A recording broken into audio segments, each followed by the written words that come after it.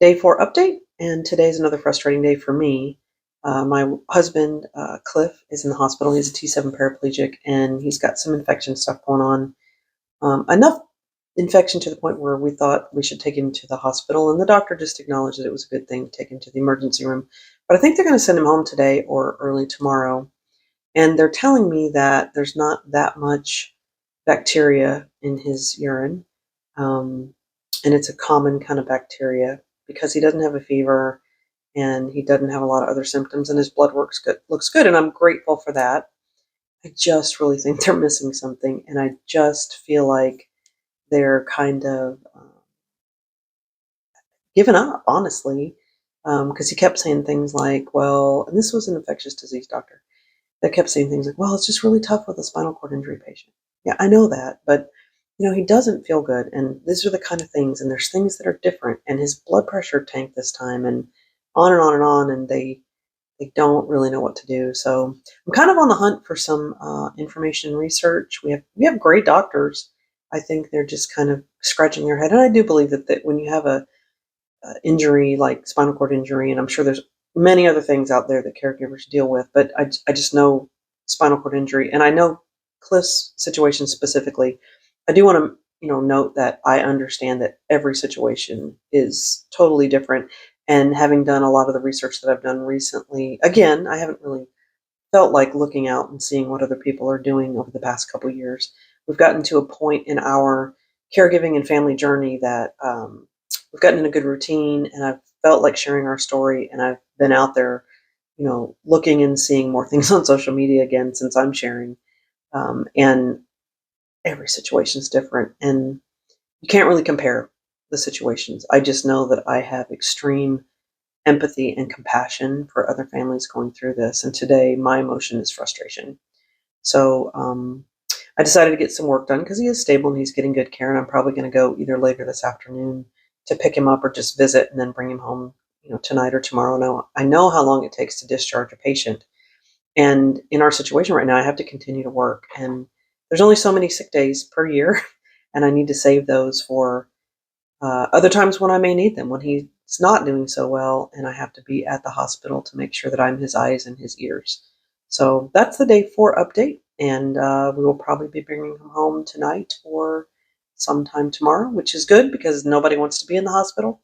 I'm supposed to monitor him, so the flip side of that is, are we going to be back there like really soon? I hope not, because it is a process to get somebody like Cliff back into the hospital, into the ER, and how busy are they going to be, and are they going to have hospital beds, and is he going to have to spend the night in the emergency room before they can get him a room?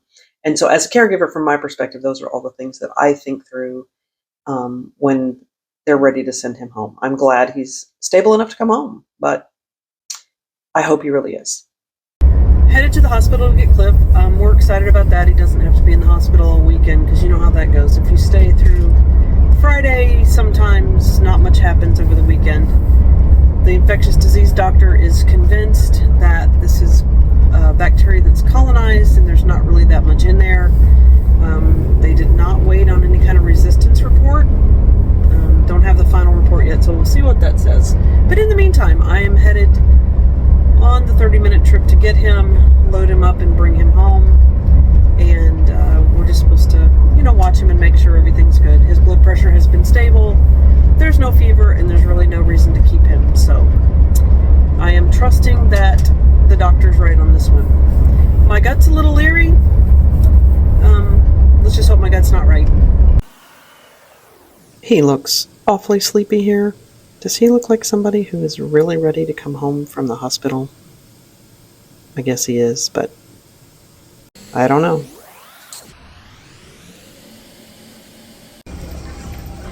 Who's smiling? You love leaving here. Oh my gosh, that's the first. I'm at the hospital picking up Cliff, and this lady motioned for me to roll down my window and ask if I was a shuttle. That was the first. The lady waved me down out there in the parking lot. You know what she said? Yeah. Are you a shuttle? I should have said yes and just pick somebody up. We charge $50 an hour. Yeah, idea.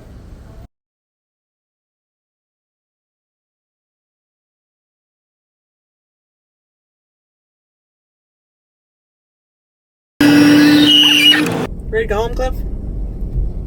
Yep. Short stay, thank goodness. I thought it was going to be this weekend. I did too. I hope we don't have to come back for quite a while. I'm going to watch the playoff games in peace. The college playoff games. Uh-huh. Not the games, the championships. So after a long day, Moose and Biscuit are glad that Dad's home. Right, Moose? Hope you guys have a great weekend.